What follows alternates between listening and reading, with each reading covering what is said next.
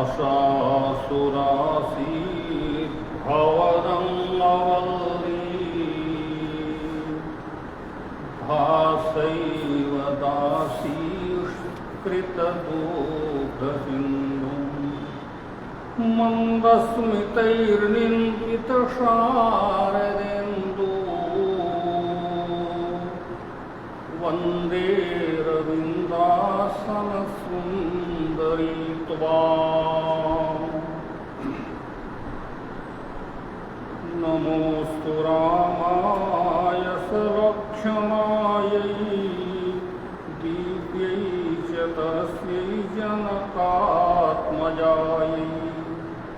नमोऽस्तु रुद्रेन्द्रयमानिलेभ्यः नमोऽस्तु चन्द्रार्क्यमरुद्गणेभ्यः। अज्ञानतिमिरान्धस्य ज्ञानाञ्जनशलाकया चक्षुरुन्मीलितं येन तस्मै श्रीगुरवे नमः।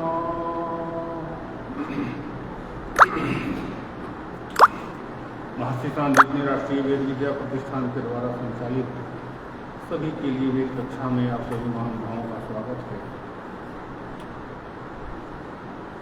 इस कक्षा में विषयानुक्रम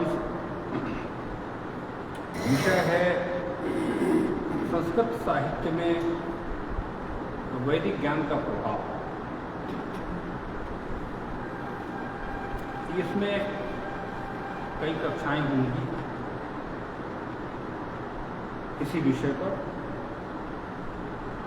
इसके प्रस्तावना में इसके सबसे पहले हमें अवसर मिला बोलने का सृष्टि के आदिकाल में, जैसा कि आप सभी जानते हैं, वेदों का कोई काल नहीं है।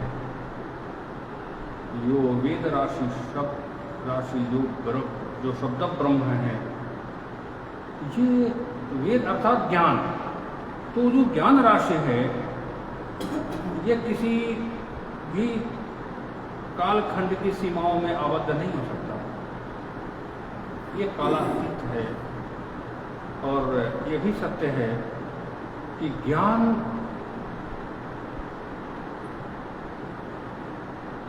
निरंतर सृष्टि प्रक्रिया में चलने वाला एक शाश्वत सत्य है, जो कभी भी जब ये सृष्टि तिरोहित होकर अणु परमाणु के रूप में स्थित हो जाती है, उस समय भी ज्ञान की सत्ता पूर्ण रूप से विद्यमान रहती है। कालांतर में जब यही सृष्टि विस्तार रूप धारण करती है, तो इसके लिए कहते हैं अणु अणियान महतो महियान। अणु का भी अणु हो जाना और विस्तार ऐसा कि कल्पना से कल्पनातीत हो जाए, ऐसा विस्तार इन किसी भी अवस्थाओं में सृष्टि के किसी भी स्थिति में ज्ञान शाश्वत रूप से निरंतर प्रवाहमान है। वो उसे वेद राशि, उस वेद राशि को हम किसी काल सीमा के खंड में आबद्ध कैसे कर पाएंगे? ये हमारी दृढ़ भारतीय धारणा है। उसके बाद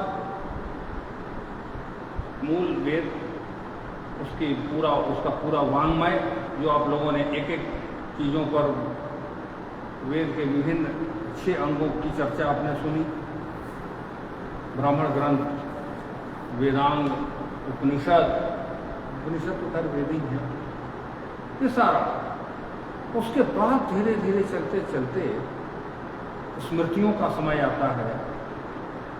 विभिन्न कालों में सामाजिक व्यवस्था को सुदृढ़ बनाने की दृष्टि से समाज, व्यक्ति, परिवार, समाज, राष्ट्र किस प्रकार से अपना सर्वांगीण विकास को सुनिश्चित करे, स्वयं को स्वस्थ रखते हुए, इसके लिए जो व्यवस्था हमारे आचार्यों ने दी विभिन्न कालों में, उसे स्मृति कहा गया। तो दो धाराएं हमारे यहाँ चली, वेदाध्ययन की परंपरा, शास्त्राध्ययन की परंपरा। तो शास्त्राध्ययन में स्मृतियां, पुराण, रामायण, महाभारत, इतना ही नहीं, फिर चलकर विभिन्न आप्त ऋषियों के द्वारा जो अंतश्चेतना में, आत्मभाव में स्थिर होकर लोगों ने, आचार्यों ने जो शास्त्रों का निर्माण किया, उनमें एक बड़ी लंबी श्रृंखला हमारे यहाँ प्राप्त होती है। महाभारत जो हम लोग कहते हैं, ये आज का जो विषय है काव्य, तो भारतीय सभ्यता में, भारतीय ज्ञान परंपरा में जो वैदिक राशि हैं, इसमें परस्पर स्नेह प्रेम की बात इस दृष्टि से की गई है कि कोई भेद नहीं है, किसी में किसी प्रकार का भेद नहीं है। प्रत्येक व्यक्ति अपने स्वयं को ये न समझ सके कि मैं हूं और दूसरा दूसरा है और मैं हूं। अगर ऐसी धारणा हो जाती है ना, तो उसमें भी द्वेष पैदा होता है। जब समत्वम योग मुच्यते के आधार पर यदि हम अपने हृदय की सीमाओं का विस्तार करते हैं और जो मैं हूं वही दूसरा है, इस प्रकार की जो धारणा आती है, इसी के आधार पर समाज में समरसता की उत्पत्ति होती है। अगर ये न हो तो समरसता नहीं हो सकती। हम सभी जानते हैं कि काव्य जो है, प्रथम कवि जो हुए हैं पूर्ण श्लोक महर्षि वाल्मीकि, उनको आदि कवि कहा जाता है। आदि कवि की जो पहली कविता है, यो मान लें वैदिक राशि को छोड़कर यदि संस्कृत काव्यों की बात करें, तो उसकी सबसे पहली आदि कवि की जो आदि कविता है, उसको आप अगर देखते हैं तो हमें लगेगा कि पूरा संस्कृत साहित्य का जो मर्म है उसे समझने में आसानी हो। आदि कवि की कथा ये आती है कि वो कहीं किसी नदी में, सरोवर में ब्रह्म मुहूर्त में स्नान करके संध्या कर रहे थे। उस समय उसी पेड़ के ऊपर क्रोंच नाम की पक्षी होती है, और उस क्रोंच नाम की जो पक्षी है वो इतना संवेदनशील पक्षी होती है कि अगर उसके एक साथी को मार दिया जाए तो दूसरा तड़प तड़प कर उसकी वेदना में मर जाए, वो पक्षी। तो वो पक्षी जो है परस्पर मैथुन कर रहे थे। इसी अवस्था में कोई शिकार करने वाला जो नर पक्षी है उसको बाण मार देता है और वो मर जाता है। मादा पक्षी जो विलाप करती है, वो जो करुण विलाप महर्षि के कानों में उस ब्रह्म मुहूर्त में जो पड़ता है, महर्षि उससे उद्वेलित हो उठते हैं। उनका हृदय करुणा से और क्रोध से भर उठता है, और वो उस समय का श्लोक है जो काव्य की दृष्टि से संसार का सबसे पहला श्लोक।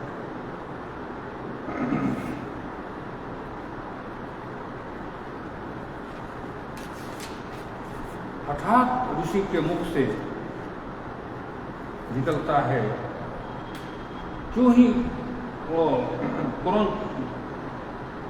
क्रोंच पक्षी जो मादा है अपने पति का की इस दुर्गति को देख करके जो उसके भीतर में विलाप और रुदन का जो शब्द है, वो जब ऋषि के कान में आता है, हठात उनके मुख से पहली सृष्टि की कविता निकलती है। मां निषाद मिथुना क्रोंच, मां निषाद प्रतिष्ठा त्वाम गमः सा श्रुति समा, यत् क्रोंच मिथुनादेकम मधीश काम मोहतम।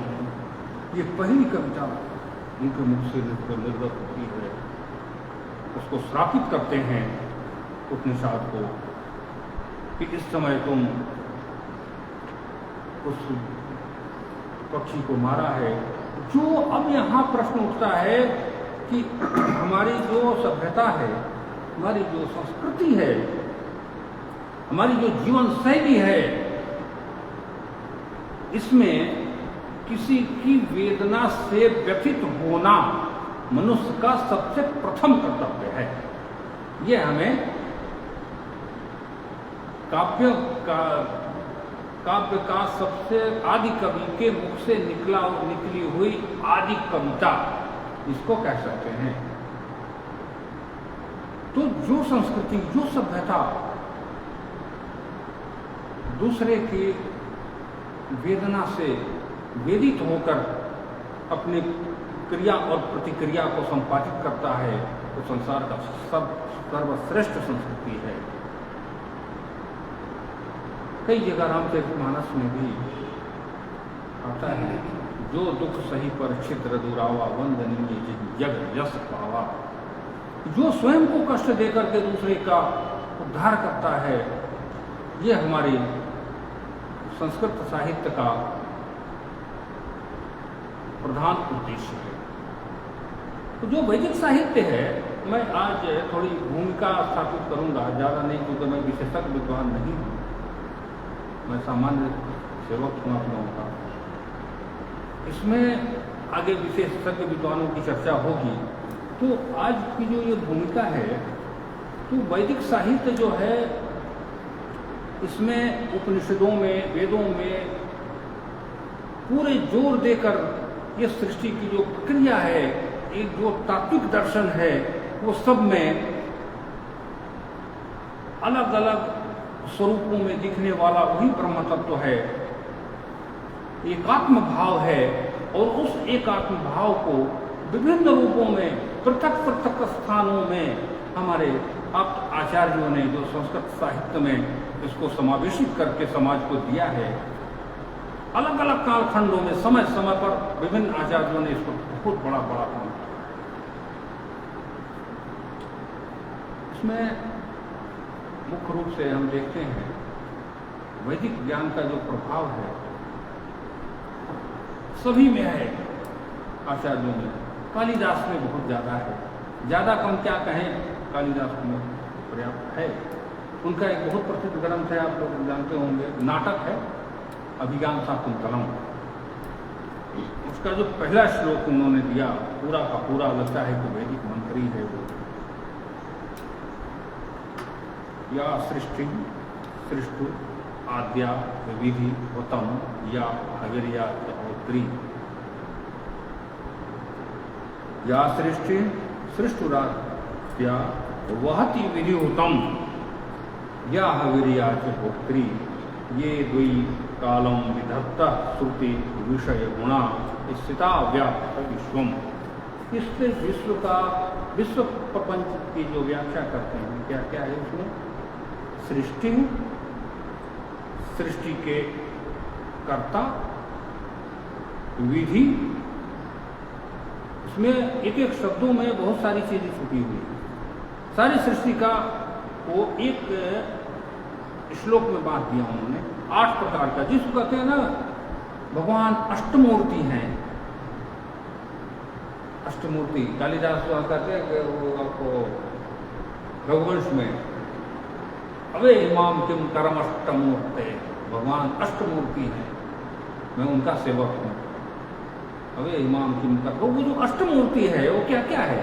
यही तो है भगवान के स्वरूप का, पूरे सृष्टि के स्वरूप का एक साथ वर्णन करने वाले हमारे पूर्ण श्लोक कालिदास जी। सृष्टि जो सारा दिख रहा है, सृष्टुराद्या, आद्यकर्ता, सृष्टि के आद्यकर्ता, प्रारंभिक स्वरूप को देने वाले, विधि, क्रिया का को परिणाम में स्वरूप को चित्त वृत्ति में जो चित्र अंकित हो उसको क्रिया स्वरूप में परिणित करके अंतिम स्वरूप देने का के बीच की जो क्रियात्मक स्वरूप है वो क्रिया है। चित्त में वृत्ति आई कि हमें कुर्सी की जैसा बनाना है, तो कुर्सी तब बन करके बाह्य रूप से तैयार होगी जो उसके अनुसार क्रिया करेंगे, तो भी एक विधि है, वो भी ईश्वर का रूप है। सृष्टि के आदि और विधि, विधि भूतम, अगला शब्द है विधि,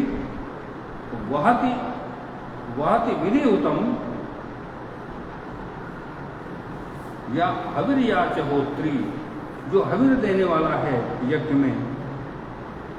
अब आपको देखिए सारा पूरा का पूरा यजुर्वेद याजुषिक प्रक्रिया है और सृष्टि का जो संचरण है, संचालन है, वही है वहति विधि उत्तम, विधि पूर्वक आहुति करना और इससे संसार का संचरण होना, संसार की प्रक्रिया का उत्तरोत्तर वृद्धि होना, और जो है वो यथारूप वो क्रमशः वो चलते रहना, ये यज्ञ का कार्य है। यदि यज्ञ की प्रक्रिया ठीक न हो तो सृष्टि चल नहीं पाएगी। अब यज्ञ का जो विस्तार है तो देखिए कितने महान हमारे आचार्यगण हुए, एक एक शब्दों में सारा का सारा बीजारोपण कर दिया उन्होंने। यज्ञ हम भोजन करते हैं वो भी यज्ञ है। अग्नि के कई रूप हैं, तो अग्नि में आहुति देना ये यज्ञ है। और वो यज्ञ कहाँ अलग अलग स्थानों पर अलग अलग विधि पूर्वक वो संपादित हो रहा है। हमारा भी निर्धारित है कि कब किस समय अपनी जठराग्नि को तृप्त करने के लिए हम आहुति करें शरीर में। पेड़ पौधों का भी एक वर्ष में एक बार समय आता है कि वो आहुति करे, अपना उत्सर्जन करे, पुराने पत्तों को उत्सर्जित कर उसी पत्तों से वर्षा काल में जो गलित हो जाए उससे ऊर्जा प्राप्त करके फिर पुनः नवीन पल्लवों हेतु अपने पास ऊर्जा को इकट्ठा करे, ये यज्ञ है। हम संसार में सारे जो भी कुछ दिख रहे हैं, ग्रह नक्षत्र तारामंडल जो कुछ भी, हालांकि जो इन चर्म चक्षुओं से दिख पा रहा है वो तो है, इसके अतिरिक्त न जाने कितने कितने तत्व हैं, कितने कितने जीव प्राणी हैं, इंसान ब्रह्मांड में क्या क्या व्याप्त है। कहते हैं व्याप्त विश्वम, तो जो व्याप्त विश्वम है वो सबके लिए जो विधि उत्तम, विधि पूर्वक आहुत किया जाए, आहुति किया जाए विधि, वो भगवान का स्वरूप है। तो विधि उत्तम, तो व्याप्त विश्वम के लिए विधि उत्तम, विधि पूर्वक आहुति होना, ये बड़ा महत्वपूर्ण विषय है। तो बताइए कि हमारा जो विषय है संस्कृत काव्यों में वैदिक विज्ञान का प्रभाव, अब देखिए कितना विस्तार प्रभाव भगवान आदि का ये अपने कालिदास जी कहते हैं। और भी बहुत सारी चीजें भरी पड़ी है उसमें, आगे चल के विशेषज्ञ विद्वानों के द्वारा चर्चा कराई जाएगी। तो विधि उत्तम, विधि के द्वारा आहुत किया गया, तो सबसे पहला क्या आहुति होनी चाहिए कि शरीर को जब तक हम स्वस्थ नहीं रखेंगे तब तक हम आगे कोई भी कार्य नहीं कर सकते। तो सबसे पहली आहुति क्या होगी कि अपने जठराग्नि में आहुति देना, और उससे उस अग्नि से जठराग्नि में जो हम आहुति देते हैं तो उससे 8 प्रकार की प्रतिक्रिया होती है। अन्न पचने के बाद जो शरीर का जो अंग है, आंतरिक अंग है, वो 8 प्रकार से विभाजित कर देता है। रस बनता है, मज्जा बनता है, रक्त बनता है, मांस बनता है, हड्डी बनती है, मज्जा, हड्डी आदि आदि वीर्य, उसके बाद ओज, फिर तेज। तो तेज जो बनता है वो देवत्व है। तो सबसे पहला कर्तव्य है कि मैं विधि पूर्वक अपने जठराग्नि में आहूत करूं। अब वो विधि पूर्वक क्या है, जो उसकी झलक जो है गीता में प्राप्त होता है कि व्यक्ति को कब आहार लेना चाहिए। काले हितम हितम, मैं गुरुजी से श्लोक याद नहीं आ रहा है कि आदमी को समय पर किस समय कितना मात्रा में भोजन, कितनी मात्रा में निद्रा, कितनी मात्रा में क्या क्या चाहिए हमारे शरीर के लिए, एक स्वस्थ शरीर को स्वस्थ रखने के लिए जो विधि पूर्वक बताया गया है वो सारी चीजों को हम करें। तो पहला विधि उत्तम तो हमारे लिए है। तो जब हम स्वयं को विधिहुत कर लेंगे, विधि पूर्वक आहूत करके शरीर को स्वस्थ और स्फूर्तिवान, जब शरीर स्वस्थ नहीं रहेगा तो मनस्य स्थिति स्वस्थ नहीं रहेगी। इसके लिए सात्विक वृत्ति के लिए हमें विधि उत्तम करना पड़ेगा। विधि पूर्वक क्या खाना है, क्या भोजन करना है, क्या नहीं करना है। सब कुछ नहीं खा लेंगे, क्योंकि जो विभाजित होगा अंत में रक्त मज्जा मांस इत्यादि, तो फिर वो उसी के आधार पर मेरी चित्त वृत्ति का भी निर्माण होगा। सकारात्मक ऊर्जा आएगी या नकारात्मक आएगी। तो जब तक सकारात्मक ऊर्जा नहीं आएगी तब तक हम व्याप्त विश्वम के विषय में सोच नहीं सकते। तो भगवान शिव का जो स्वरूप है, लोग कहते हैं कि हम सभी ईश्वर के ही स्वरूप हैं। तो ईश्वर के स्वरूप होने के लिए इन सारी चीजों का विधि पूर्वक हुत का की जो व्यवस्था है, इसको बड़ी बारीकी से समझना पड़ेगा, बड़ी गंभीरता से इसको लेनी पड़ेगी। वहाति विधि उत्तम सबसे पहले हम अपने ऊपर लागू करें विधि पूर्वक आहुति। तो इस संसार में जो कुछ विस्थापित वृत्तियां हैं, उसके संचरण के लिए हमें विधि पूर्वक के लिए हमें अपने जीवन पद्धति को सुदृढ़ करना, और वो भी शास्त्रानुमोदित कि किस वस्तु के भोजन से किस प्रकार की ऊर्जा प्राप्त होगी। और इस शरीर को में भोजन करने का मात्र उद्देश्य शरीर को स्वस्थ रखना ही नहीं होता। मांसाहारियों के पास भी खूब स्वस्थ शरीर होता है, दूसरे के कष्ट देने वाले को भी खूब शरीर स्वस्थ होता है। मानसिक वृत्ति स्वस्थ होना, क्योंकि या व्याप्त विश्वम जो व्याप्त विश्व है, उसके लिए हमें काम करना है। तो शरीर का स्वस्थ रहना और चित्तवृत्ति का स्वस्थ होना, इन दोनों ये दोनों परम आवश्यक है। इसलिए सृष्टिकर्ता सृष्टुराध्या वहाति विधि होता, वहाति शब्द जो है विधि पूर्वक वहाति विधि होतम। और फिर आगे कहते हैं या हविर्या चहोत्री, जो हविर द्रव्य है और होत्री यज्ञ करने वाला, इन सबका कल्याण करता है।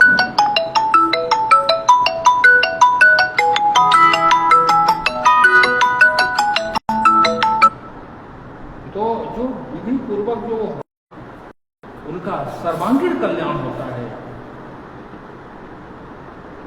सृष्टुराध्या वहाति विधि उत्तम या हविर्या चहोत्री, वो हविर द्रव्य जो है, जो हमने आहुत किया है, वो उसका जो हवन करने वाले हैं, उनका सर्वांगीण विकास हो यज्ञ करते हैं। अब ये बड़ा ही उच्च कोटि का विषय है कि वहाति विधि उत्तम जो है, ये सामान्य शब्द नहीं है, मनुष्य के लिए लागू हो गया। अब वो मनुष्य जब याज्ञिक प्रक्रिया में आएगा, जो यजुर्वेद में यज्ञों की प्रक्रियाएं बताई गई है, तो उसमें अयम यज्ञम भुवनस्य नाभिः, ये सब की झलक हमें संस्कृत साहित्य में प्राप्त होता है। जो अग्निवेदी बनती है, उसके पूरे मापदंड, कितना इंच गहरा होना, कितना लंबाई चौड़ाई आदि आदि, को किस प्रकार की भूमि होती है, किस विधि से आहुति होना।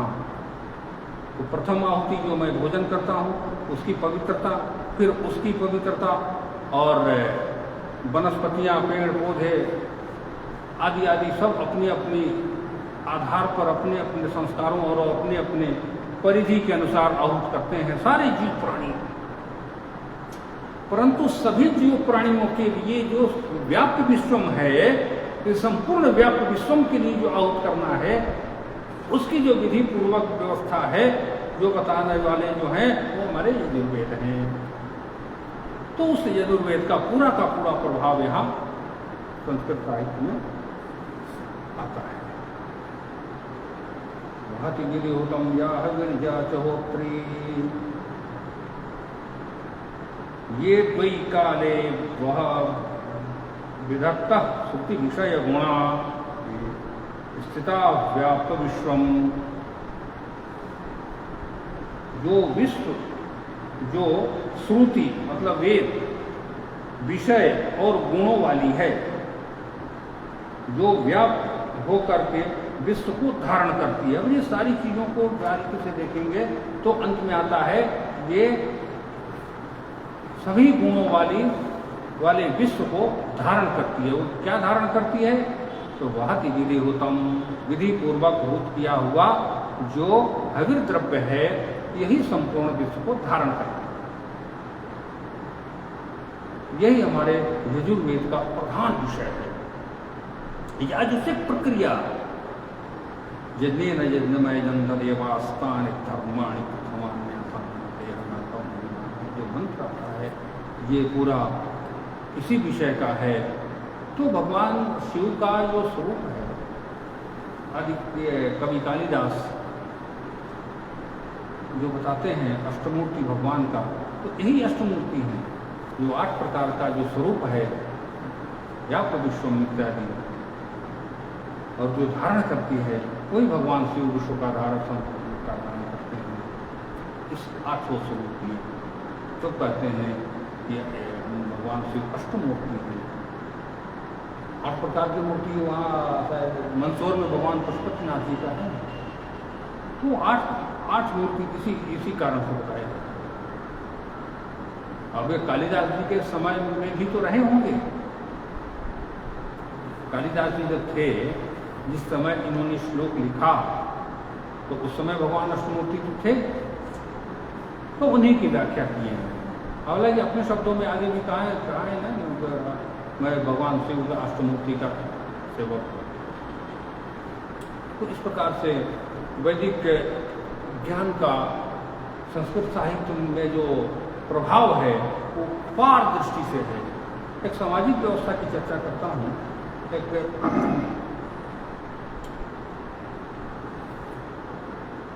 वासव दत्त नाम का एक ग्रंथ है।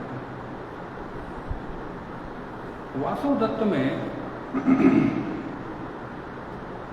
नायक जो है, वासव दत्त का जो नायक है, वो अपनी नायिका को स्वप्न में देखता है और कि मेरा विवाह उस नायिका से हो। सबका नाम है, मैं नाम नहीं दे रहा हूँ। तो वासव दत्त जो है बार बार स्वप्न में देखता है, जागृत स्वप्न में भी देख लेता है कि मेरी जो प्रियतमा होगी वो उसका स्वरूप ये होगा। अब उसका जो स्वरूप है वो 18 वर्ष की युवती है। जो वासव दत्त जो देख रहा है कि मेरी नायिका किस स्वरूप में होगी, तो 18 वर्ष की कन्या है, 18 वर्ष की युवती है। अब इस 18 वर्ष की युवती की कल्पना विवाह के योग्य होना, ये अथर्ववेद में उसका परिलक्षण प्राप्त होता है। अथर्ववेद में आता है कि किस उम्र में विवाह करें, तो यहाँ उसका वो मिलता है, ब्राह्मणेन कन्या युवान विंदते पतिम। युवान, युवावस्था में विवाह करने का विधान है। तो जो युवावस्था है वो 18 वर्षीय माना गया है। तो वो उसका परिलक्षण जो है अथर्ववेद का, कोई वासव दत्त में दिखता है। तो कभी कभी होता ये है कि जब व्यक्ति अंतश्चेतना में चला जाता है ना, तो जब वो अंतश्चेतना में जाने के बाद जब विषयों के चिंतन करते करते जब अंतश्चेतना में चित्तवृत्ति जाती है तो ज्ञान की तरंगे उमड़ती है, क्योंकि आत्म तत्व आत्मा जो है वो ज्ञान का भंडार है, वही तो ईश्वर का रूप है। तो जो इस लाइन के लोग हैं उनको पता है कि कभी कभी तरंगे उठती हैं ज्ञान के। जो बड़े बड़े कवि लोग होते हैं एक एक जोड़ करके तो कविता लोग इस छंद में लिख रहा हूँ उसमें कितने अक्षर हुए, एक एक जो जोड़ते जोड़ते तो रह जाएंगे, वो एक एक तरंगे निकलने लगती है, ये हो गई कविता। तो इस प्रकार से ज्ञान की तरंगे निकलती हैं। तो जो अंतश्चेतना में जब ज्ञान की तरंगे उठती है तो सारे जो शाश्वत ज्ञान है वैदिक ज्ञान तो सब का सब अंतश्चेतना में पल्लवित होने लगता है। लगता है कि जो वासवता है उसके मन में भी वही उस वैदिक ज्ञान का चिंतन अपने नायिका के रूप में, जो व्यक्ति जिस स्वरूप में चिंतन करेगा आएगा, तो अपने चिंतन के आधार पर वो नायिका उसको 18 वर्ष की दिखेगी। आपको इसी अभिज्ञान शाकुंतलम में यज्ञ की चर्चा आती है, जो 8 प्रकार की बात बताई है ना अभिज्ञान शाकुंतलम में, इसका पूरे ग्रंथ में इसका झलक प्राप्त होता है।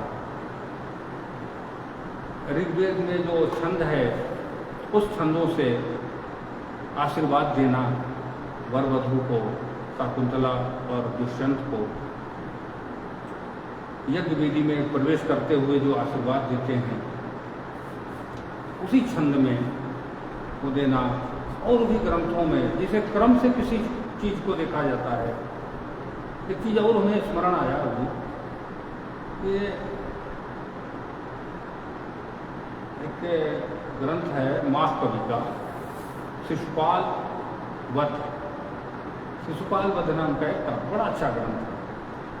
तो शिशुपाल जो है माँ कवि लिखते हैं कि नारद जी भगवान कृष्ण को कहने आ रहे हैं कि आप आइए, आप शिशुपाल का वध कीजिए, क्योंकि उसके पापों का अंत कई जन्म जन्मांतर से ये पाप करता आ रहा है और आपके पावन हाथों से मृत्यु इसकी होनी है। इस जन्म में आकर इसका समय आ गया है कि आप उसका वध करें। विषय है। तो नारद जी जब ऊपर से चलते हैं स्वर्ग लोक से पृथ्वी लोक की यात्रा करते हैं तो लोग देखते हैं कि कुछ तो है, मतलब बहुत सूक्ष्म दृष्टि से बहुत सूक्ष्म रूप में उनका स्वरूप है। फिर सूक्ष्म में थोड़ा बड़ा होता है, फिर थोड़ा बड़ा होता है, फिर थोड़ा बड़ा होता है। एक ही शब्द में माँ कवि कहते हैं क्रमादम नारद एक तबोदशा, कर्म से नारद को देखा गया। अब कर्म कैसा है? तो यही सृष्टि का क्रम है कि बहुत छोटे से में हो जाना, फिर धीरे धीरे अंत में स्वरूप उसका आकर के पूरा आकार ले लेना, ये वैदिक सिद्धांत है।